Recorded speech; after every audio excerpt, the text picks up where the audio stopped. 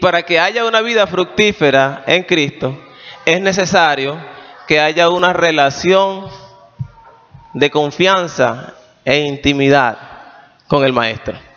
Porque si eso no está, nada de las otras cosas estará. El fruto o la vida cristiana a plenitud. Ahora, ¿de qué se trata tener una vida fructífera? Jesús aquí en el capítulo 15 habla específicamente, si usted puede imaginar y si sabe, Él tiene allí una conversación, Él está hablando, Jesús está dando unas palabras. Estas son palabras de Jesús allí, desde el primer versículo hasta el último versículo que leímos de ese capítulo, es Jesús hablando. Pero Él está hablando con alguien. ¿Con quién está hablando Jesús allí? Jesús está hablando con sus discípulos. Es necesario, hermano, que podamos tener en nuestra mente lo que estaba sucediendo en ese momento, el contexto y por qué Jesús está hablando con ellos estas palabras. Algo iba a suceder unas horas después con Jesús. Y era que iba a ser arrestado. Para empezar, lo que sería su pasión y muerte y resurrección. De manera que Jesús está en la oportunidad grandiosa de hablar con sus discípulos. Y de hecho, no es la primera conversación que tiene allí en ese capítulo, sino que horas antes ya Él había tenido un tiempo con ellos en lo que se conoce hoy como la última cena. Horas antes de Él hablar aquí, en este capítulo 15, acerca de la vid verdadera, Jesús acababa de tener una cena con ellos, donde les dijo una serie de cosas espirituales muy importantes en la vida del discípulo. Allí en esa cena fue donde Jesús tuvo la oportunidad de hablarles a ellos de la sumisión y la humildad. ¿Y qué ilustración o ejemplo usó Jesús para hablarles a ellos acerca de esto? ¿Alguno recuerda allí en la cena? ¿Qué ilustración usó Jesús para hablarles a ellos de la sumisión y la humildad unos con otros? El lavatorio de los pies. Allí, horas antes había ocurrido eso. Jesús entonces culmina la cena y allí conversando con ellos también les habló de la venida y la necesidad de que cuando Él se fuera iba a venir el Consolador. Terminadas estas palabras, Jesús entonces ya fuera del lugar donde estaban teniendo la cena, ve la oportunidad para hablarles a los discípulos sobre la vid. ¿Sabe usted que en el Antiguo Testamento la vid era considerada Israel? Israel era la vid del Señor. ¿Sabe usted lo que es una vid? Un árbol, una mata de uva que tiene sus especificaciones y que ya vamos a ir viendo a lo largo del mensaje.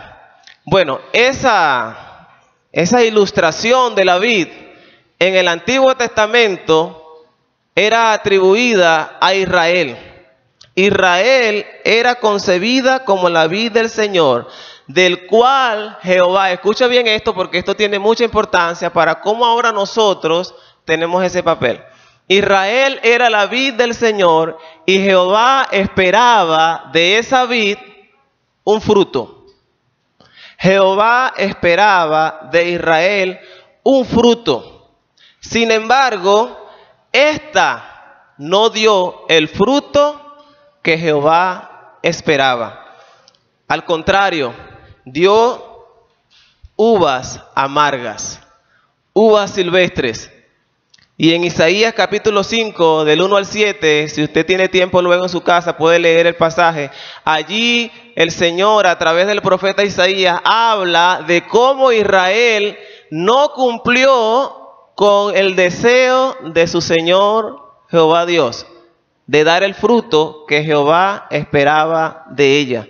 Y por tanto, fue desechada como la vid. Entonces, cuando Jesús está allí con sus discípulos, dicen algunos comentaristas que en uno de los muros de la ciudad, Jesús pudo haber visto, había una vid dibujada como recordatorio a Israel de que ellos eran la vid del Señor. Entonces, algunos dicen que Jesús pudo haber visto ese dibujo y fue la oportunidad que Jesús tuvo para ahora hablarles a ellos y decirles unas palabras trascendentales, porque sería el antes y el después. Porque ahora Jesús les dice, yo soy la vid. O sea, Israel ya no es la vid, como ustedes tienen el concepto. Ahora la vid soy yo y ustedes son los pámpanos, o sea, las ramas. De manera que Jesús está aquí entrando en lo que uno va a conocer como el nuevo pacto entre Dios y su pueblo. Ahora ya Él no va a esperar un fruto de Israel. Él les está diciendo, yo no voy a esperar ahora fruto de Israel. ¿De quién va a esperar Él el fruto, mis hermanos? Él dice, yo soy la vid, ustedes las ramas. Entonces ahora, ¿quiénes son los que debemos dar el fruto? La iglesia, nosotros. De manera que allí Jesús da unas palabras trascendentales, porque ya desecha a Israel como la vid y le da entonces este concepto a su persona. Yo soy la vid, la nueva concepción del Señor sobre la vid. Israel ya no sería la vid, sino Jesús, y lo dice de manera categórica, yo soy la vid verdadera, o sea, la vid genuina, la ideal, la perfecta, la única, no la nación judía, ni siquiera el cristianismo institucional que estaba por nacer constituiría la vid, sino Él. Yo soy la vid y ustedes las ramas. Entonces vean, hermanos, cómo el Señor Jesús, hablando con sus discípulos, le está dando la concepción, el concepto que ellos debían tener ahora de sí mismos. Yo soy una rama que está pegada a la vid y que por tanto esa rama tiene la responsabilidad de dar un fruto. Qué maravilloso, porque el fruto no va a venir solo, el fruto viene de manera natural, porque si hay una relación íntima, sincera y verdadera con el maestro, esa rama automáticamente va a dar el fruto esperado por el Señor.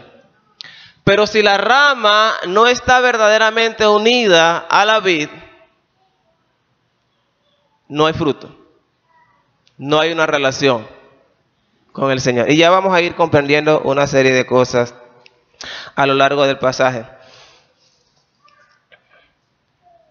Jesús dijo en el versículo 1, yo soy la vid verdadera, nadie más. Ahora que Jesús ha dejado claro que Él es la vid y nadie más, entonces es necesario entender esto, comprender qué implica para nosotros como creyentes que Él es la vid. Eso es algo que para nosotros debe tener mucha importancia a la hora de entenderlo, porque esto nos va a llevar a conocer cuál es nuestra función allí en ese árbol. El versículo 5 dice así, busque allí Juan 15, el versículo 5 que dice, yo soy la vid, vosotros los pámpanos, el que permanece en mí y yo en él, éste lleva mucho fruto, porque separados de mí, nada podéis hacer. Aquí hay, hermano, una ilustración, una alegoría que Jesús está usando. Vale destacar que los discípulos en el contexto inmediato, ellos sabían cuál era el ciclo de la vid, el proceso. Esa era una planta muy común para ellos allí. De manera que ellos conocían muy bien cuál era el ciclo de cultivo, el ciclo de plantación, cultivación, de la cosecha de la vid. De tal manera que cuando Jesús les está hablando de esto, ellos van comprendiendo muy bien qué es lo que Él quiere decirle. Ahora, entendiendo, y ya usted sabe que la vid es una planta, ellos conocían el proceso y tratamiento. Ahora bien, ¿cuáles son los elementos que se plantean en esta alegoría y que es muy importante que nosotros podamos identificarlos? Allí se habla de la vid, se habla del labrador y se habla de las ramas. Dice el versículo 2, todo pámpano que en mí no lleva fruto, lo quitará, y todo aquel que lleva fruto, lo limpiará para que lleve más fruto. Vea, hermanos, ponga atención acá, no se vaya a dormir, porque si no lo entendemos, nos vamos a ir sin comprender la cosa y no habremos obtenido el objetivo. Usted sabe que Jesús hablaba muchas veces en parábolas. O sea, usaba ilustraciones para enseñar verdades del reino. Es muy importante que nosotros entendamos que en esas ilustraciones que Jesús usaba, no todos los elementos que allí se dan tienen interpretación literal. Es necesario dejar claro que no todos los elementos en una parábola tienen interpretación literal. Sin embargo, aquí podemos identificar claramente que la vid es Jesús, que el labrador es el Padre y que las ramas somos nosotros los creyentes. Ahora, les leo el versículo 2 una vez más que dice, todo pámpano que en mí no lleva fruto, lo quitará. Y todo aquel que lleva fruto lo limpiará. Aquí hay una acción que hace el labrador. El labrador tenía la responsabilidad de estar atento al proceso de crecimiento de esa planta. De tal manera que él tenía toda la autoridad para arrancar la rama que no estaba dando fruto y para limpiar la rama que estaba dando fruto para que diera más fruto. Porque la rama que no daba fruto, si se dejaba allí en la planta, esta se secaba, empezaban a venir animalitos de toda clase y estaba la planta propensa a dañarse por completo. Entonces el labrador tenía la responsabilidad de quitar, ahí dice quitar y podar. ¿Usted sabe lo que es podar una mata? Cuando usted tiene una mata y la poda, ¿para qué la poda? Para que retoñe y se ponga frondosa, ¿verdad? Ese es el propósito de ese trabajo. Ahora, hay dos acciones aquí del labrador: quitar y podar. Tengamos cuidado con interpretar que cuando el labrador dice que quitará la rama, se está refiriendo a arrancar el creyente de la iglesia. Ya vamos a entender esto. Tengamos cuidado con interpretar que cuando el labrador hace referencia aquí a quitar la rama, se está refiriendo a arrancar al creyente de la iglesia y por tanto, éste está perdiendo la salvación. Nosotros creemos firmemente que la salvación no se pierde siempre y cuando usted la tenga. Cuando la salvación es genuina, nadie pierde la salvación. Una vez salvo, siempre salvo. Entonces, a primera impresión, usted pudiera pensar, oye, el labrador, si él no está dando fruto, el creyente lo va a arrancar. Vamos a perder la salvación. No interpretemos eso y lo vamos a comprender un poco más si nos vamos a Mateo 13 por un momento. Vaya a Mateo capítulo 13. Mateo capítulo 13. En Mateo capítulo 13 hay una parábola también que Jesús usó para enseñar el proceso de la predicación y de cómo la semilla cae en un terreno y da fruto y de cómo cae en otro terreno y se pierde. De tal manera que aquí pudiéramos comprender un poco más a qué se refiere esto de que la rama no da fruto. Dice Mateo 13, el versículo 18 en adelante. Oíd pues ustedes la parábola del sembrador. Cuando alguno oye la palabra del reino y no la entiende, viene el malo y arrebata lo que fue sembrado en su corazón. Entonces este es el que fue sembrado junto al camino. Ahí va uno que la palabra no hizo efecto. No, se fue.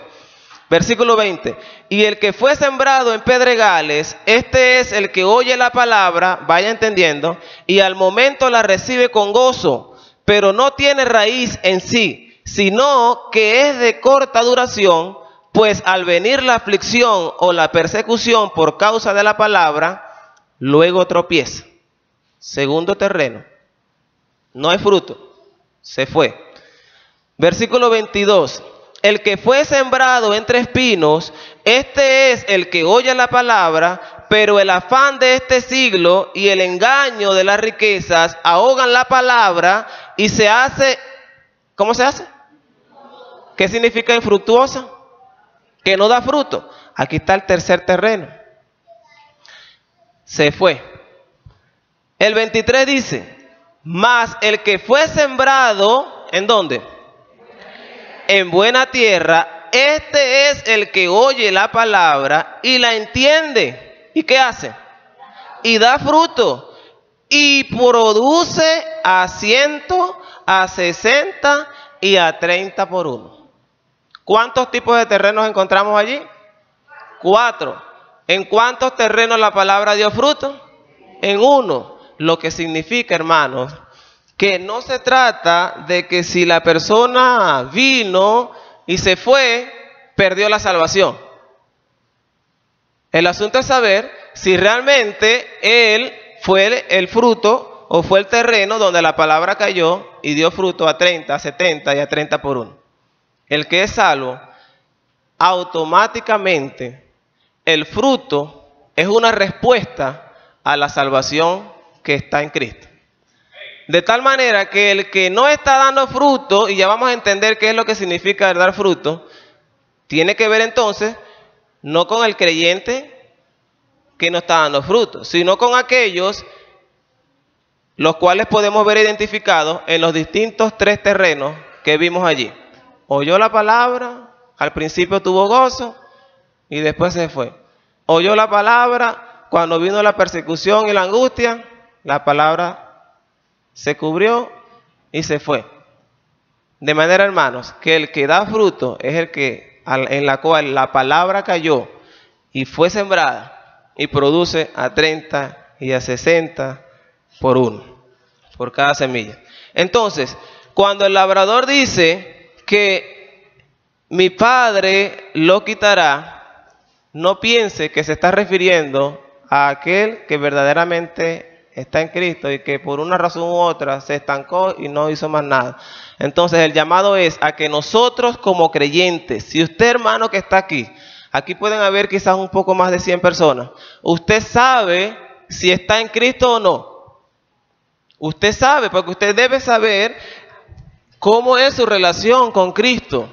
Y el Espíritu dice a nuestro espíritu si le pertenecemos o no. De tal manera que el llamado es a examinarnos en cómo estamos nosotros en el fruto que estamos dando. En el fruto que Jesús, como la vid, está esperando de nosotros. Porque recuerde, Israel era la vid. No dio el fruto esperado. Jesús en el nuevo pacto asume él el rol de la vid y nos da a nosotros como los pámpanos, las ramas, la responsabilidad de dar el fruto que Él está esperando de nosotros. Y otra acción que hace el labrador es podar. Dice allí en el versículo 2, y todo aquel que lleva fruto lo limpiará para que lleve más fruto.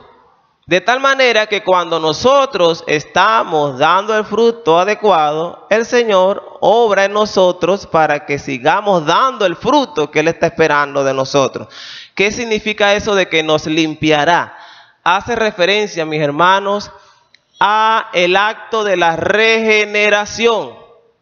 el acto de la regeneración que es a través del Espíritu, de cómo Él va obrando en nosotros cada día de tal manera que nos va transformando y va haciendo de nosotros un nuevo hombre.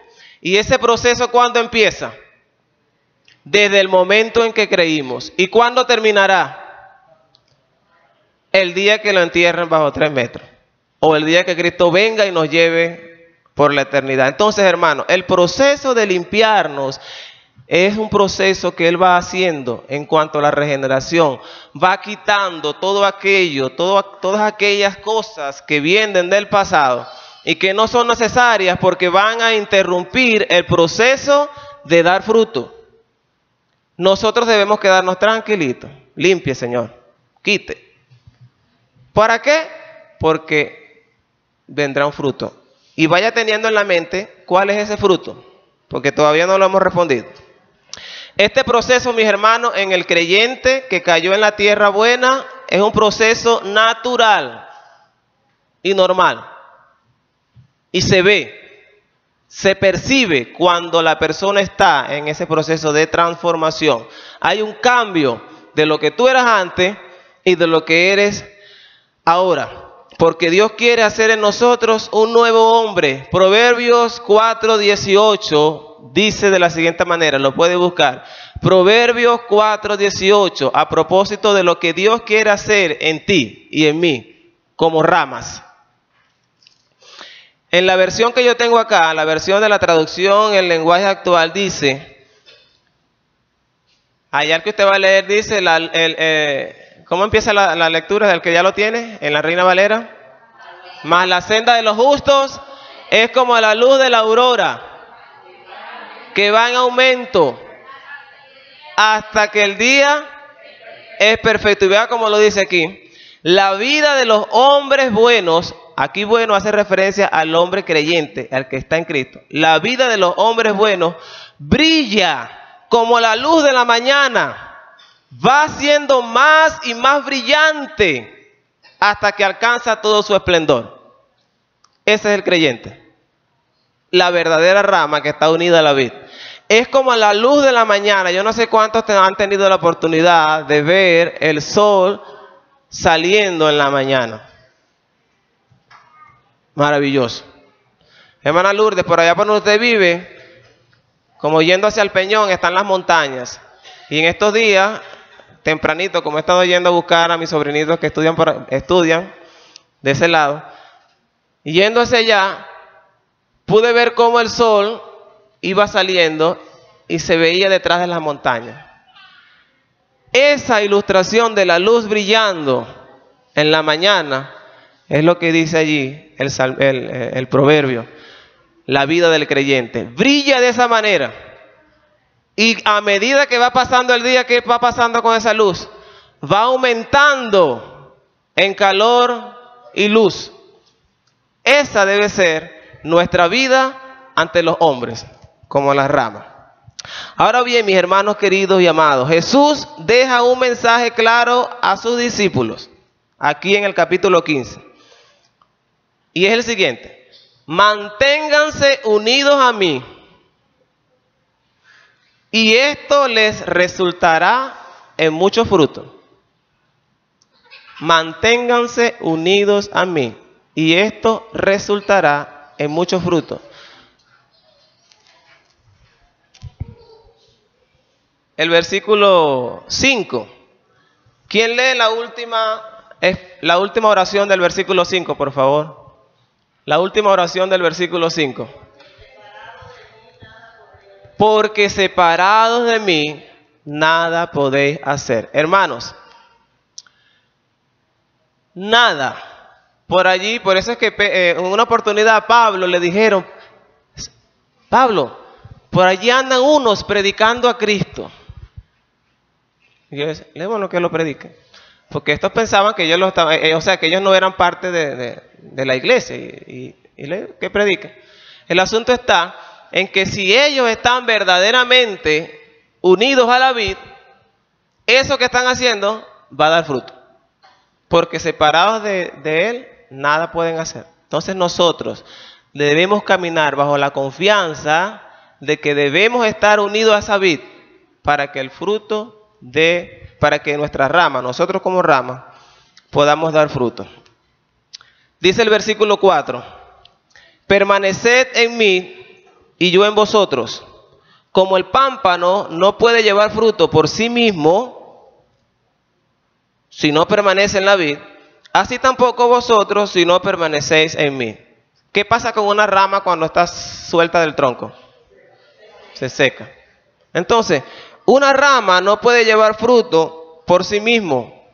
Estas ramas son esas ramas de las cuales nos habla la parábola del sembrador. No estaban adheridas. Habían 3 tipos. Solo una de ellas era la que verdaderamente estaba unida a la vid. Ahora aquí vamos con el asunto del fruto. La aplicación a esta alegoría. La rama unida a la vid para que lleve fruto. Este fruto, mis hermanos, no debemos limitarlo únicamente a lo que por lo general la iglesia piensa, o sea, la iglesia de Cristo en general. ¿Qué piensa la iglesia en general acerca de este fruto? ¿A qué se refiere el fruto? ¿A qué? A testificar, a ganar almas. Eso es correcto. Pero nos hemos limitado simplemente a pensar a que el que lleva fruto se refiere exclusivamente a ganar almas. Es cierto. Pero va mucho más allá de ganar almas para Cristo. Es más, ese mucho más debe ser antes para que entonces usted pueda ganar almas. ¿Y a qué se refiere ese mucho más? Ese fruto no solamente se refiere a ganar almas, sino a una relación de confianza con nuestro Señor que nos lleva a una vida transformada. Escuche bien esto. Cuando el Señor Jesús les dijo a sus discípulos, ustedes son las ramas y yo quiero que lleven fruto, no se estaba refiriendo exclusivamente a ganar almas, sino a que ustedes deben vivir una vida constantemente en transformación. ¿Y cuál es el fruto que se va a ver en ustedes? El fruto del Espíritu que está en Gálatas 5. El fruto del Espíritu es amor, gozo, paz, paciencia, benignidad, bondad, fe, templanza, mansedumbre. ¿Y la colonia Tobar? Ese es el fruto que la vid espera de nosotros las ramas. Ese es el fruto que la vid espera de nosotros las ramas. Si ese fruto está en nosotros, amor, gozo, paz, lo que ya mencionamos, entonces usted va a ganar almas también para Cristo. Está llamado a ganar almas para Cristo. Bien, hermanos, el asunto está, ¿cómo estamos nosotros? Y esa pregunta va para todos los que estamos aquí. ¿Cómo estamos nosotros en ese proceso de dar frutos? Ya olvídese de las almas por un momento. Piense en usted como la rama que está siendo transformada. El fruto del Espíritu en nosotros, el amor, la paz, la paciencia, la benignidad, la bondad. La paciencia, por ejemplo.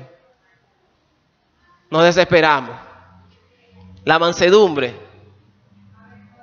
Me rozaron por aquí y ya yo quiero agarrarlo por los pelos. La templanza, dominio propio, el amor. Ese es el fruto que la vid, ¿quién es la vid? Jesús. Espera de nosotros las ramas. Una relación de intimidad con Cristo nos conduce a una vida fructífera, traducida en la experiencia de vivir la vida cristiana a plenitud. Hermano, es lamentable y oremos porque la idea es precisamente que cuando nosotros que podamos, ciertamente, y Pablo lo dice, hay creyentes más débiles que otros en el asunto de la fe. Nosotros debemos ayudarnos unos a otros. Si usted considera, o si usted se considera un creyente fuerte en la fe, usted debe entonces cuidar al creyente que aún está débil, para animarle e impulsarle a crecer. A crecer. Porque el llamado de la vid es que cada rama dé fruto. Y ciertamente cuando usted ve la vid florecida, algunas ramas tienen más frutos que otros, ¿sí o no? Pero la rama dio fruto. El labrador cuando venga, si le ve fruto, no la arranca. Entonces, ¿qué debemos hacer? Ser de apoyo para que esa rama que no está dando fruto o que no está abundando, porque puede que tenga fruto, pero no está abundando, pueda dar más y más. Entonces, cada uno de nosotros es una rama. Piense cómo está el fruto que la vid está esperando de usted. ¿Tienen árboles en su casa de fruta? Los que tengan árboles de fruta en su casa, ¿qué siente usted cuando el árbol está dando fruto? ¡Wow! Ahí vienen los mangos, caramba. Y si tiene una mata de pomalaca, ya vienen las pomalacas. Si tiene limón, uy, yo no voy a comprar limón. ¿Cómo está el limón? Más de 60, 100 mil bolívares. Se goza cuando las ramas de ese árbol están dando fruto. Imagínense entonces cuánto más nuestro Señor se goza de ver a sus hijos, las ramas, dando el fruto adecuado. ¡Qué maravilla! Piensen eso, cómo el Señor Jesús se goza de que nosotros demos el fruto adecuado. Entonces eso debe ser causa de inspiración para que nosotros nos animemos y nos motivemos a dar el fruto adecuado y que el labrador se goce de que estamos dando el fruto. Eso es maravilloso.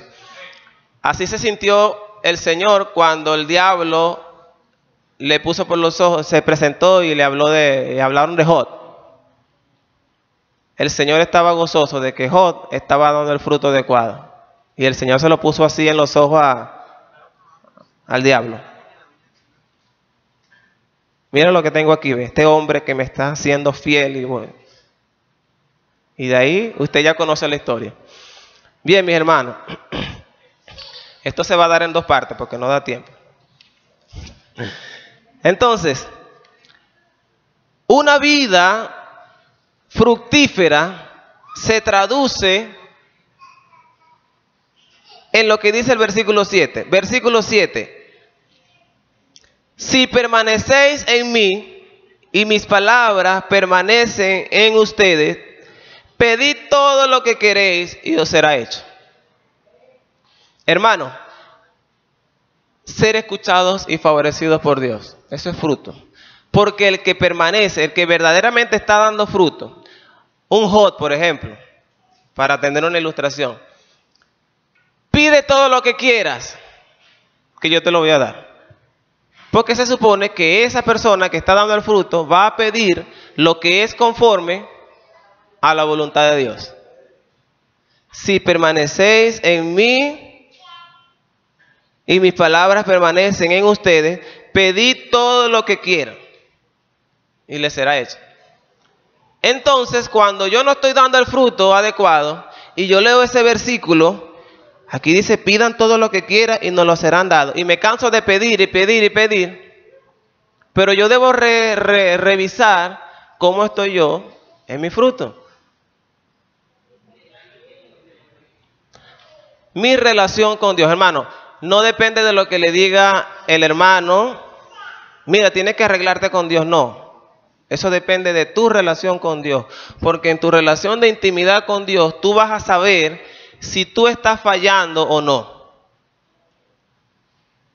en tu relación con Dios. Vas a saberlo.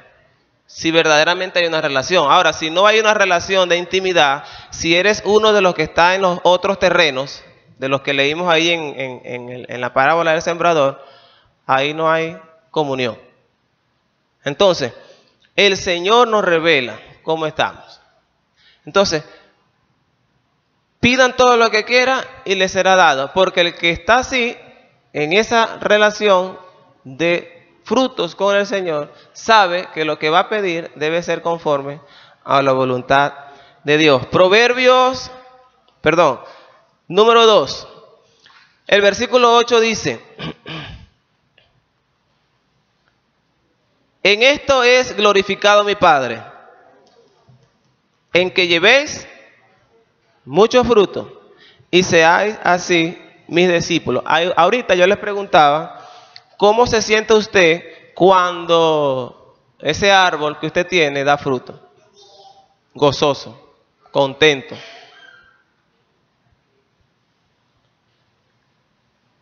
Si nosotros damos el fruto adecuado, Dios se glorificará. Versículo 8. En esto es glorificado mi Padre, en que llevéis mucho fruto. Ese debe ser nuestro enfoque como creyentes, como hijos de Dios en este mundo. Hay tantas cosas que hacer en la obra que no nos debe dar tiempo para hacer lo que no es correcto, lo que no es adecuado. Este año la iglesia tiene el deseo de salir, y eso lo ha venido poniendo Dios desde el año pasado y ya se ha ido concretando y se está trabajando, de crecer. Hermanos, hay que ir.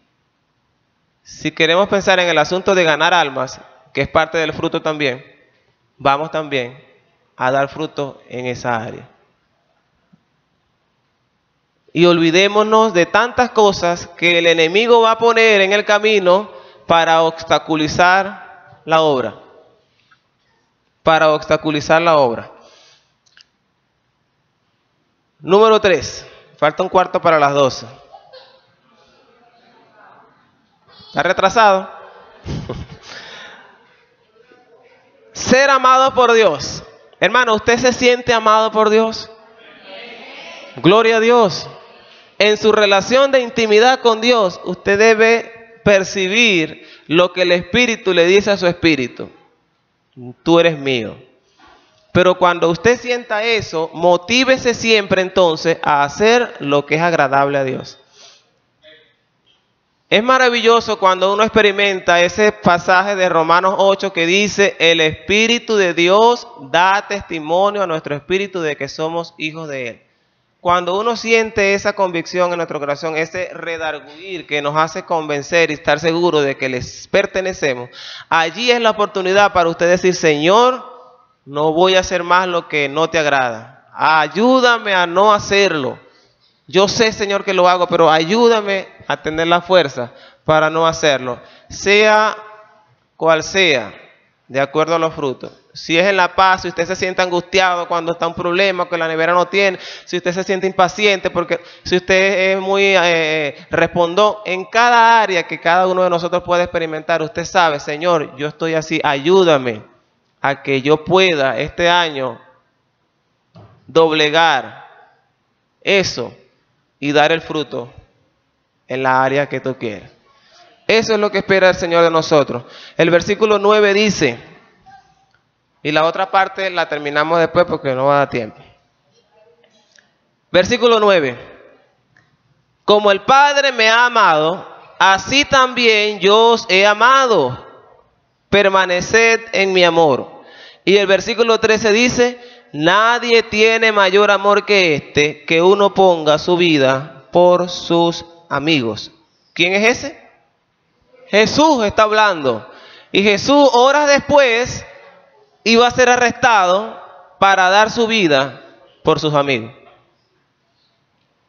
Dios no nos amará menos. Y esta frase la aprendí yo en el 2018, creo que fue. Y desde allí la he tenido.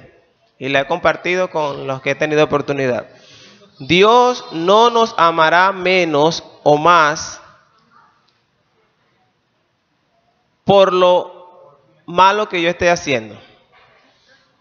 Escuche bien esto y no me malinterprete. Lo voy a dejar clarito porque Dios no nos amará más o nos amará menos por algún fruto no adecuado que yo esté dando. Sin embargo, Él no quiere que yo haga eso. Lo voy a ilustrar. Todos ustedes tienen hijos, han tenido hijos y tienen hijos. La mayoría, los jóvenes, traten de entenderlo. La ilustración, aunque ellos la conocen, se los dije una vez. Usted tiene un hijo y usted está con él en la plaza y están compartiendo. Y el niño, en su juego de aquí para allá, de allá para... Usted ama a su hijo, ¿verdad? ¿Usted ama a su hijo? Gloria a Dios. Y su hijo en el juego allí, con la ropa nuevecita que usted le había comprado, se tropezó y cayó en el charco. Y se mojó completico. Se embarró, como uno dice. En ese momento hay una lucha de sentimientos en usted. Porque el hecho de que su hijo se haya caído allí no implica que usted lo va a odiar o lo va a amar menos. ¿Pero qué quiere usted? ¿Que él se quede así? No, ¿verdad? Usted desea que él salga de allí y no vuelva una vez más a caer en eso. Esa es la relación de amor entre Dios y nosotros. Si verdaderamente tenemos esa comunión y estamos convencidos de que somos sus hijos y estamos en la tierra buena, Dios no desea que nos quedemos en el lodo cuando caigamos. Él quiere que salgamos de allí y que en la próxima oportunidad yo agarre por otro camino. Ese es el deseo del Padre. Entonces, no tome esto como una razón para pecar, porque dice la Biblia en Romanos que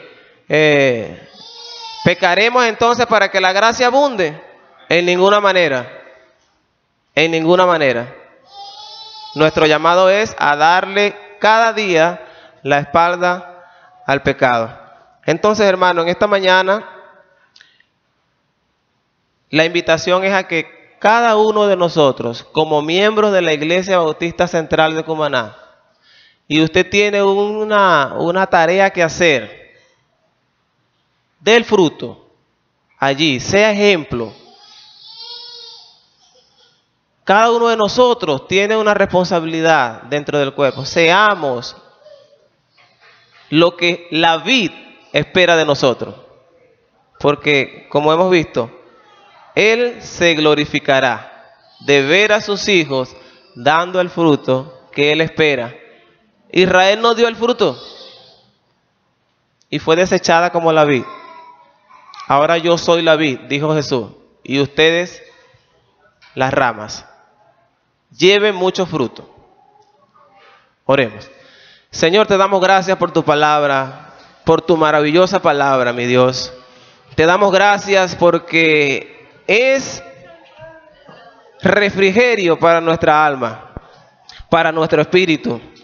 Te rogamos, mi Señor, que tu Santo Espíritu en nosotros nos inspire cada día más a darle la espalda al pecado, a darle la espalda a lo que no es agradable a ti y dar constantemente el fruto que tú esperas de nosotros.